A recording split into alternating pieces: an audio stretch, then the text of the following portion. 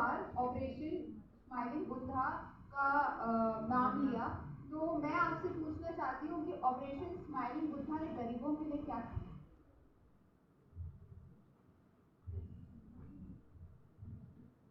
तो आपका धन्यवाद कि आपने मुझसे ये प्रश्न किया। तो मैं आपको ये बताना चाहती हूँ कि जो ऑपरेशन स्माइलिंग बुद्धा हुआ था वो एक परमाणु परीक्षण था। उसने देश की जो वो उसको शांति का प्रतीक भी माना जाता है, आप ये जानती होंगी, क्योंकि उसका नाम स्माइलिंग बुद्धा है। तो वो बुद्ध जो शांति के प्रतीक थे उनके नाम पे रखा गया था। तो इसका पूरा मुख्य उद्देश्य यही था कि जो हमारे भारत देश है वो किसी से विरोध की भावना नहीं रखना चाहता। वो भारत की सुरक्षा का प्रदर्शन था, और उससे देश का ही नाम रोशन हुआ है।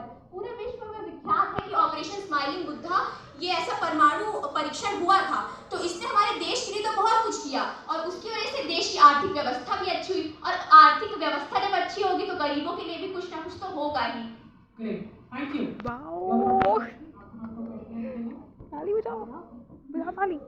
जैसे आपने परफॉर्मेंस आज कि रुको रुको स्माइलिंग बुद्धा उन्होंने करा, और उन्होंने क्या जो करा उसका भाई, हुआ उसके बाद भारत सरकार मतलब की याद था। बहुत ही सपोर्ट किया उसने गरीबों को, और इन चीज़ों में मदद किया।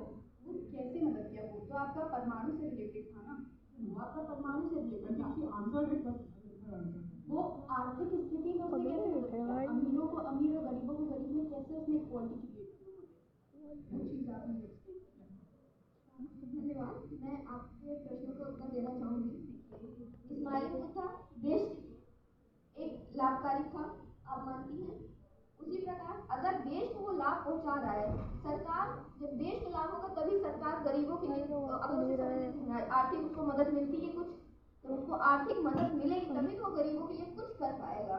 मैं एक उदाहरण दे रही हूँ, उसको अगर आर्थिक मदद मिली तभी वो गरीबों के लिए कुछ कर पाएगा। अगर देश को कोई लाभ होगा नहीं तो गरीबों को कैसे संभालेगा? अगर वो गरीबों को नहीं संभालेगा तो यही होगा, अमीर अमीर हो रहा है, गरीब गरीब हो रहा है।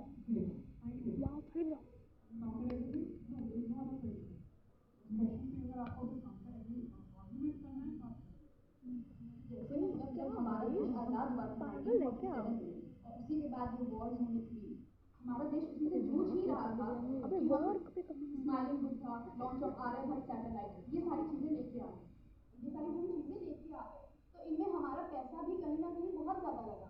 ठीक है, हमारी टेक्नोलॉजी बढ़ रही है, वो ज्यादा अच्छा हो रहा है क्योंकि कि हम कम्पीट कर रहे हैं। लेकिन अगर कहीं हम उस दौर में ना जाके डेवलप कंट्री, हम एक डेवलपिंग कंट्री है, तो हमें उसको भी ध्यान में रखते हुए अगर हम उस दौर में डेवलप कंट्री के पीछे ना भाग के अगर हम ये सोचें कि हम अपनी कंट्री के लोगों को भी देखें, हम उनकी आर्थिक स्थिति को भी देखें कि हम कैसे क्या कर रहे हैं, तो उन पे भी इफेक्ट कर रहा है। अगर हम वो देखें, हम ये नहीं कह रहे उनकी रेस में मत भागें, आप डेवलप कंट्री के पीछे मत भागें, आप वहीं चलें, लेकिन आप अपना रास्ता भी तो बना के चलें, आप अपनी स्थिति को भी तो देखें। ये नहीं कि आप डेवलप कंट्री के पीछे जा रहे हैं। मैं आपको उत्तर दे दूंगी,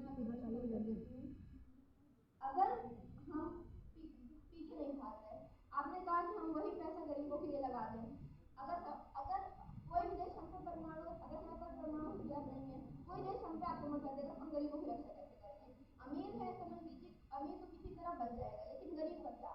हमें देश की सुरक्षा, अगर गरीबों की सुरक्षा करनी है सबसे पहले हमें देश की सुरक्षा करनी पड़ेगी, और उसलिए अगर ये कदम उठाया जाए तो मेरा तर्क है, जो मेरी समझ में वो ये सही है।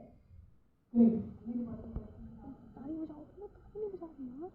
तो जैसे कि मेरे प्रतिद्वंदी ने अभी कहा कि कोरोना काल का आपने वर्णन किया, तो मैं आपको पहले इस बात से अवगत कराना चाहती हूँ कि हमारा जो विषय है वो 1970 का है, तो आप इसको कोरोना काल से जोड़कर ये बताना। Sorry, that is clear.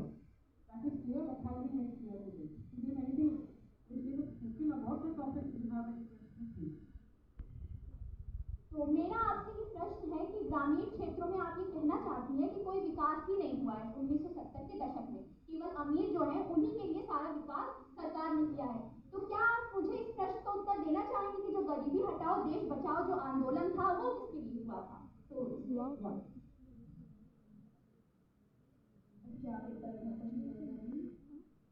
तो मैं अपना प्रश्न पुनः दोहराते हुए कहना चाहती हूँ कि आपके कहने का ये अर्थ है कि 1970 के दशक में केवल अमीरों के लिए ही सरकार ने अपना सारी धनराशि उसी में लगाई। तो मेरा आपसे ये प्रश्न है कि जो ये गरीबी हटाओ देश बचाओ जो आंदोलन जो हमारी माननीय प्रधानमंत्री इंदिरा गांधी जी ने देश में लाया था, तो वो किसके लिए हुआ था?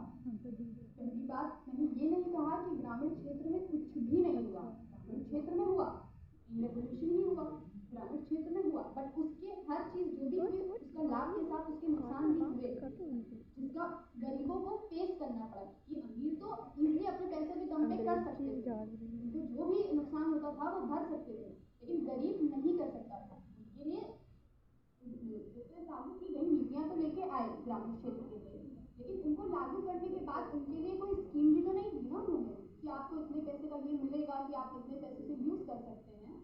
तो ऐसे भी तो उन्होंने नहीं। और उसके बाद आपने कहा कि गरीबी हटाओ देश बढ़ाओ, ये जो उन्होंने लागू किया था, उन्होंने लागू किया था, ये तो अभी तक चलता आ रहा है, लेकिन कितना ही फायदा हुआ है हमें इस चीज से। मुझे मुझे ऐसा लगता है कि आपको आपकी समझ में ये चीज गलत है। मुझे लगता है कि आपको ज्ञान का थोड़ा अभाव है और आपको अपनी जानकारी पे पुनः विचार करना चाहिए, क्योंकि मेरी जानकारी के हिसाब से अगर आंकड़ों की माने तो उस समय जब ये गरीबी हटाओ देश बचाओ जो आंदोलन लाया गया था, उसमें 20% गरीब परिवारों को सालाना 72,000 रुपए देने का वादा किया गया था, और वो ऐसा हुआ भी था। अगर आप ये कहना चाहती हैं कि उस समय ग्रामीण क्षेत्रों का विकास नहीं हुआ था, तो क्या आप आज के समय के गरीब परिवारों और उस समय के गरीब परिवारों की तुलना करके ये बताना चाहती हैं कि आज का समय और उस समय में कोई भी अंतर